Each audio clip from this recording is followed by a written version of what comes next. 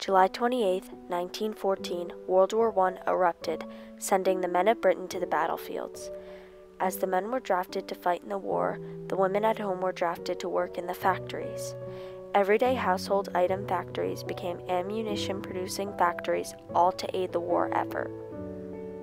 World War I greatly impacted Britain. Between 1914 and 1918, over 6 million British men went off to fight the war. The Central Powers fought the Allied powers. Britain needed everyone to pitch into the war effort. In 1914, women's roles in society were beginning to shift. This time is commonly referred to as when women, quote, came out of the kitchen, end quote. Women began replacing men by working in factories as mutineer workers. Factories that produced railroad tracks became ammunition, food, and medical supply factories. They worked in dangerous, dirty conditions. An estimate of 700,000 women started working in munition factories at this point. The daily routine for women had consisted of waking up, going to work in the factories, coming home, and continuing daily chores.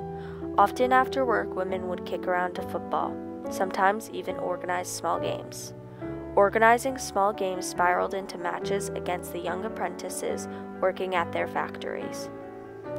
At Dick, Kerr & Co., the women football players were especially talented.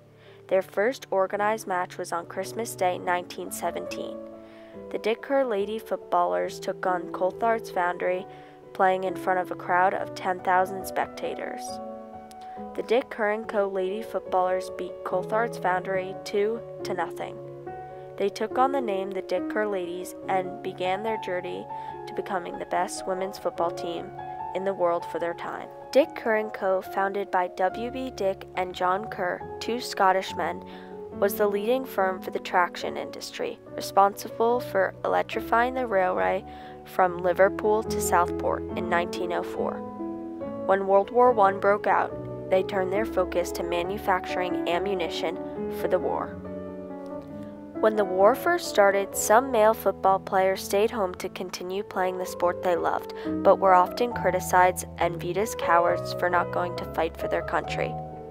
For any man capable of playing football was capable of fighting in a war. When some men's football players did go to the war, many well-known idolized players died. This war led to the triumph of women's football in Britain. At the beginning of the war, football from women's standpoint was solely looked at as a big health benefit and good for their well-being. This sport helped serve as a distraction to women who now, instead of focusing on this deadly war, could have something to enjoy and look forward to. Between the 1914 to 1918 time period, there was a dramatic rise to the amount of women's football teams in Britain. Women factory workers organized football teams all across Britain. During their free time at work, they would kick around a football with their friends. At that time, these women had no idea where this game would lead them. The Dick Kerr Ladies, led by their manager Alfred Franklin, gathered a national fan base almost instantly. Many people began to line up to watch their games. Their manager also worked in the Dick Kerr & Co. as a draughtsman in the No. 6 department. One day from his window, he saw these ladies playing and instantly recognized all the true potential they had. Their first game at Deepdale on Christmas Day 1917, they raised £600 for war-related charities. During that game, they gained respect from the public, being that they were playing for war-related causes. Although the success and popularity of the Dick Kerr Ladies was growing, many thought that the female frame was not built for the game and that it would cause damage to women's health. The anti-ladies football lobby voiced negative opinions about the Dick Kerr Ladies. However, this did not stop the Dick Kerr Ladies. On February 13, 1918, another match was approved. On March 29, 1918, the Dick Kerr Ladies took on the Bolton Ladies and won 5-0. During the 1918 to 1919 season, the Dick Kerr Ladies established a bigger audience. October 9, 1918, the team had their first defeat. November 11, 1918, World War I ended, and all the soldiers returned home or were buried. Because of this, women also returned home, no longer working in the factories. Attitudes about women taking over the men's game began to shift, for the men were very angry that women's football was more popular than men's. On November 15, 1918, the Lancaster Daily Post reported that women were, quote, not suitable candidates for the position of a referee, end quote. In other words, women were not allowed to be the referee of a football match because they claimed they couldn't keep up with the pace of the game. This marked the beginning of social injustice towards the women athletes. Despite differences, the Dick Kerr ladies team continued to persevere. Another instrumental player was Lily Parr, a 5'10" female footballer. In her first season, she scored a whopping 43 goals and would continue to be one of the most influential female athletes of her time. As football was continuing to slowly grow in Britain, it was rapidly growing in France. The French developed a national women's team. The Dick Kerr ladies invited the French national team to come and play in Britain on a football tour. The French national team arrived in Britain on April 28, 1920. 25,000 people came to watch the Dick Kerr ladies play the French ladies. Throughout the tour, they raised over £3,000, all to dedicate to wounded warriors. In 1920, the crowds were consistently between 10 and 25,000 people. In 1929, the Dick Kerr ladies were the first female British football team to travel nationally. The French national team returned the courtesy and invited the Dick Kerr ladies to play on a football tour in France. While they were in France, they were spectated by 22,000 people per game. As the male football players grew jealous of the Dick Kerr ladies' success, trouble began to arise. Medical professionals claimed that women playing football would cause infertility.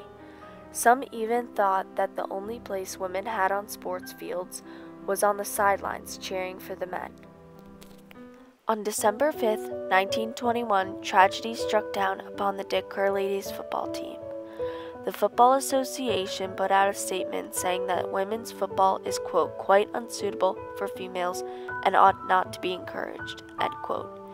In other words, the Football Association banned women's football teams from playing on the Football Association's owned grounds. It was an injustice, and I think because I love football so much myself and I was never allowed to play. And if you could imagine them saying to Abby Wambach, you know, at the height of her success, you can't play anymore, that's it. That's what happened to these ladies. Many ladies' teams gave up when the ban was passed because they didn't have fields to play on. However, the Dick Kerr ladies did not. They played despite the ban and showed persistence and pushed through the inequality when many women at the time did not. The Dick Kerr ladies owned a field of their own where they continued to host matches. However, the crowd sizes never recovered after the ban. Although they could not play on federally owned grounds, they made the best of their situation. In 1922, they toured North America because they could play in other countries. They even played against men's teams in the United States. The ban on ladies football in 1922 was a true form of injustice towards the many incredible women. A full generation of women were corrupted of their right to play the sport they loved. The team was in existence until 1965, when the team died out. The Women's Football Association was formed 4 years later in 1969, and the ban was lifted in 1971, which would not have been accomplished without their efforts. In 2002, Lily Parr was inducted into the Hall of Fame at the National Football Museum, being the first woman to be inducted at the time. In 2008, the Football Association put out an apology for the 1921 ban. This apology does not make up for the thousands of women whose lives were ruined because they couldn't play the game they loved. As of March 8, 2019, 28 members of the United States women's football team are suing the U.S. Soccer Federation due to gender discrimination. The women claim that the U.S. Soccer Federation, quote, institutionalized gender discrimination, and claim this has been going on for years. This is similar to how the Dick Kerr ladies fought gender discrimination in 1921 when they were banned. It is shameful to see that in 2019, female athletes are still being discriminated against.